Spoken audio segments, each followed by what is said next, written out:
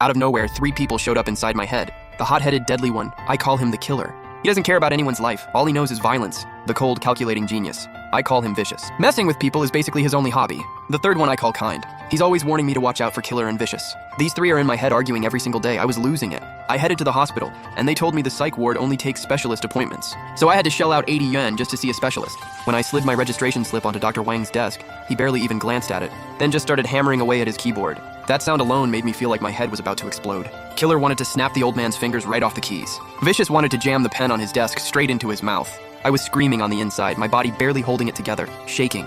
I gritted my teeth and held on. I needed to get better. Before I could even process it, Dr. Wang slapped 2 test orders on the counter and told me to go pay. Staring at the bill with less than 500 yuan in my pocket, I begged him to just take another look first. Scans only if absolutely necessary. But all I got back was Dr. Wang's cold response. No scans, no diagnosis. I just stood there, stone still, looking completely calm on the outside. Then he told me if I wasn't back by 11, I'd have to wait until after 2 p.m. Before he even finished, Killer snapped, "Kill him! What are you waiting for, you pathetic loser? This quack is just trying to drain every cent you've got. He can't treat anyone, he just wants to run up your bill with tests. Don't listen to those 2, just go home. You're not even sick." My head was at the breaking point. "Everyone shut up!" The second I shouted, everything went quiet, inside my head and in the room. Dr. Wang froze for a second, then shot up. "Who do you think you're yelling at? Do you know where you are?" I ignored him, forced down every urge I had, and walked out. I had to play nice. I still needed to be able to deliver food tomorrow. At the payment window, I stared at my crumpled bills. Once I paid, I knew I wouldn't have money for food. I just told myself, get through this, and you can go back to delivering. After 3 hours waiting outside the CT room, I finally got my scans. I knocked and walked back into the clinic. "Doctor, the scans you ordered are done." Dr. Wang saw it was me and let out a cold snort. "I'm done for the day. Come back tomorrow and register again." I just stood there, frozen. I didn't even know how I'd afford food tomorrow, let alone another registration fee. That's when Killer's voice started pounding in my head. "Kill him. Kill him. He's playing you."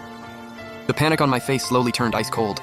I started thinking, this useless excuse for a doctor who only messes with patients. Taking him out might actually be doing the world a favor. Killer's voice got louder and more hyped. "Kill him! Kill him!" For once, Vicious was quiet. Kind just kept repeating himself. "Calm down. Don't throw your life away over a piece of trash." Seeing I wasn't backing down, Dr. Wang smirked.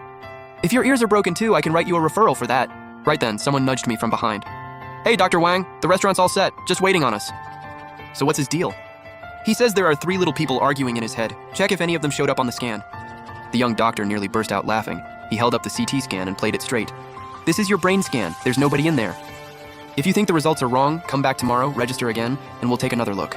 By this point, my face had gone completely cold. Even Kind had stopped trying to talk me down. Killer let out a dark laugh inside my head. "Close your eyes. Leave the rest to me." Vicious chimed right in. "Close your eyes. Hand the body over to me." The young doctor saw I wasn't going anywhere and stepped forward. "We've already reviewed your scans. If you don't trust our diagnosis, go somewhere else. If you keep this up, we're calling security." I stared at those scans on the floor where every last cent I had. I slowly closed my eyes. Killer took over instantly. "Get ready to die." The young doctor sensed something was very wrong and called the security chief. "We already called security, and if you don't want trouble, get out now." Killer didn't say a word, just slowly shut the clinic door. Finally. Damn, the host's body is weak. Let's start by breaking their fingers. Don't kill anyone. It'll drag the host down with you. There was no AC on in that room, but both of them felt the temperature drop several degrees. Dr. Wang was panicking. "Where the hell is security?" The call finally went through. The young doctor shouted into the phone, "Get up to the 3rd floor now. We need help." Killer just smiled coldly. "Nobody's coming to save you." "Yeah, let them feel what despair tastes like." "Killer, I'm warning you. If you kill someone in the host's body, none of us are walking away from this. Once I hand over the body, my own consciousness goes under. I have no idea what happens in the outside world." Watching me talk to myself, both doctors stared in horror. Wang, bro, what is going on?" Dr. Wang cursed his luck internally. This guy was clearly not in his right mind. He could kill them both and probably never face charges. "Multiple personality disorder, and I've seen this before. Let's just restrain him." The young doctor figured he was young and strong enough, grabbed the stool by the desk, and charged straight at Killer. Killer saw him coming, shot forward, and landed a brutal elbow to the young doctor's chest before the stool even came down. The young doctor felt like his heart had shattered. He crumpled into a ball on the floor. Dr. Wang, who'd been ready to bolt, froze. He frantically grabbed a ballpoint pen from his drawer. "Stay back, let's talk this out." Killer stomped down on the young doctor's head again and again.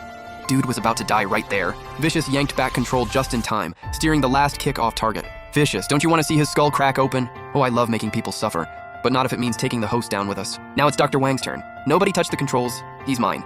Dr. Wang stared at the young doctor bleeding out on the floor. He was absolutely losing it, waving that pen at me like a maniac.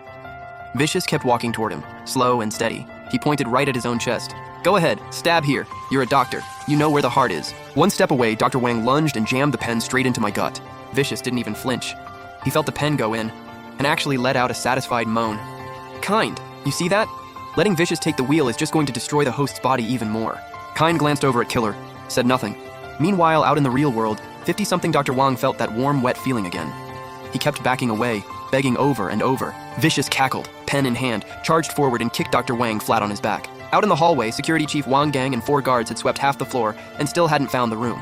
Then a blood-curdling scream came from down the hall. Go, go, over there! By then, Dr. Wang's hands had been punctured over a dozen times, both cheeks stabbed clean through with that pen.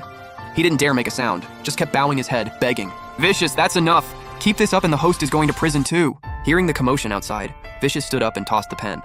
Fine. Time's almost up anyway. The second Vicious finished talking, I snapped back into control. I saw the 2 doctors, barely recognizable. But before I could react, Wang Gang and 4 guards stormed in. When they saw what was inside, their jaws dropped. Wang Gang recovered first. Move, move, move, pin him down! Right then, Kind's voice came through in my head. Don't fight back. Just do exactly what I say.